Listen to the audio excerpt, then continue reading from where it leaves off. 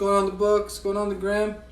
Hey, so right away I gotta cut to the chase because I gotta tag Gearski in this because I was supposed to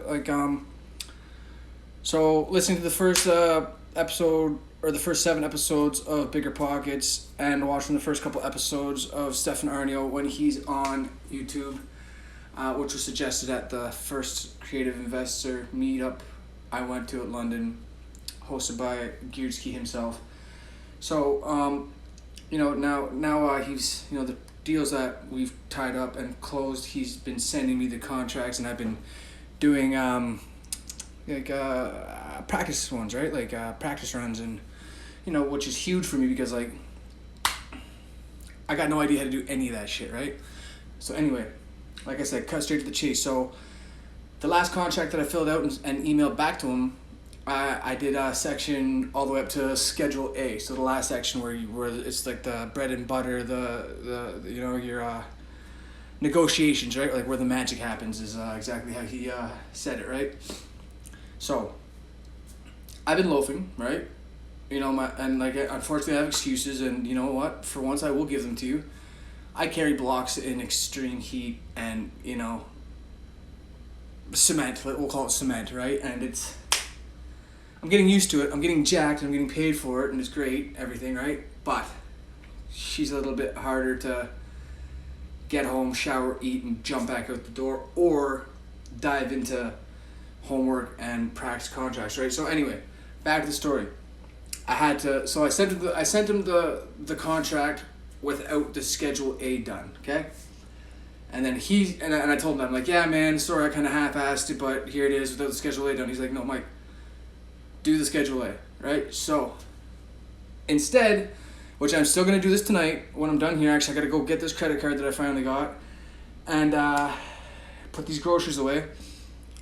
But so me, I'm better in person, right? I'm a in-person guy, people's person. I like to talk face to face. I don't even like doing this virtual bullshit. I don't know why I waste my time doing it, but hey, here I am doing it. So I went out to a gentleman that last weekend when I was out looking for leads. I found a lead. It was a 6-bedroom rooming house. At the time, I had to go meet another homeowner about a duplex and land and all this stuff, right, that I keep following up on. And off topic for a second, it is one of those situations where, and that's kind of what, I'm good at going door to door, but I'm bad at going door to door because sometimes I get into long-winded conversations and I get invited in for a beer and some food, and next thing you know, I knocked on 2 doors instead of as many as I can, right? So the 2 circumstances this has happened, right? One guy brought me to his house. He's like, oh yeah, I think I can get 200, which is a great deal, right? But he wasn't so ready to sell. But now I just go there every now and then. Every time I'm in the area, I stop by this gentleman's house and I shoot the shit with him. He's a great guy, right? Army, this and that, cool. Same with this other lady with the land and the duplex, right? We've formed a friendship. We go out for coffee, etc., right? So I had to leave talking to this gentleman with the 6-bedroom rooming house to go meet her for espresso, right? Espresso for me, coffee for her, whatever, right? And I had to leave quickly, but he said, oh, I'll take X amount of dollars for it, and if you want to rent, $2,400 for the full house, right? So right away I think, okay, well, I can leave it as is. I can do the exact same thing that Coach Kitchener does and Tamber there. I can put some beds in it. I can make sure there's toilet paper, make sure there's clean bedding, make sure there's a spot to do laundry, etc., right?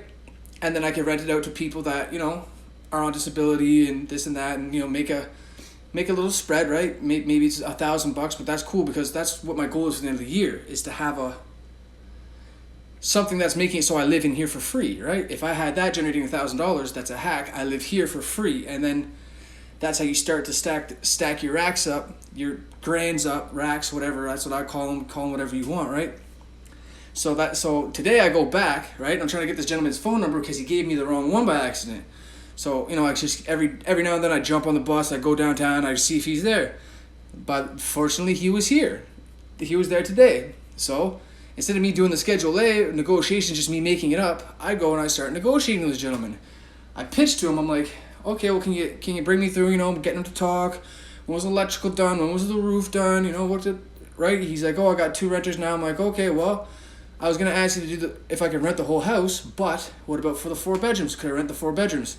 He's like, why do you need 4 bedrooms, man? I'm like, well, listen, I'm gonna take the bedrooms, I'm gonna furnish them, and then I'm gonna re-rent them, right? And then potentially when that, like, I don't say if it goes good, because I know it's gonna go good, right? Like, even if somebody doesn't pay rent, I make good money, so that's irrelevant, right? I said when it goes good for 6 months, then rent to own it for me for a year. And then hold a mortgage for 6 months to 12 months, right? At this, what was I said? I said at 5% of whatever you feel reasonable for a down payment, and then after that, I'll put my own mortgage on it, right? By that time, I'll have some money pocketed, accumulated from living for free and house hacking, and I can sink it into renovations, right? Because this place is dated, right? Like, it needs the works, right? But if I had more time, I could go and look at the electricals, make sure it's not knob and tube, make sure it's been right, ask more questions about the roof, and then you got to remember this gentleman's of a different nationality than me, so it's a little bit hard to understand what he's saying. So, and I have to speak slowly and clearly, and I'm a fast talking guy, right? So at the end of the day, it didn't work out, right? He said I can just keep, he's like the last people I had in here, they were all, because I went to the door before and I knocked on it, and there was a bunch of drug addicts in and out of there and drug dealers, right? And I tried to get the landlord's number, but they thought that was one of the situations where they thought I was a cop. They're like, are you a cop? Wait, you must be a cop. And I'm like, think whatever you want there, dear, but can I just have your landlord's number, man? I want to rent a place here, right? Because that's what I say. I don't really want to rent a place there. I just want the owner's number so I can ask them if they want to sell their headache problem, right? Because that's what it's all about. It's all about serving people. If you get a disgruntled landlord, that makes a motivated person I can help. Look, man, you got so much headaches with this? Well, I can help you like this, right? And that's what it's all about. It's all about helping people. Don't forget that. So, it ended up not working, but that was my negotiations, right?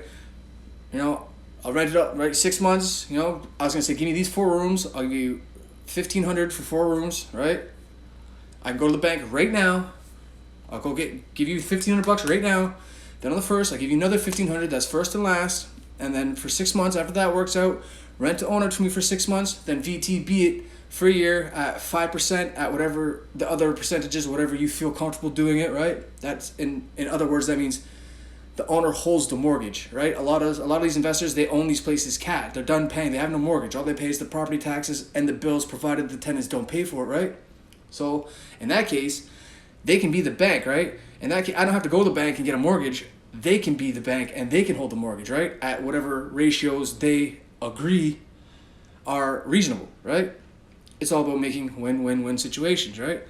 So, if you look at my lives, you look at my YouTube channel, which I'm going to save this video and post as an update on my YouTube channel, you can slowly see that my life has been changing, and I'm coming up with creative strategies to do deals and service and help people. And like I always say, anybody can learn to do anything.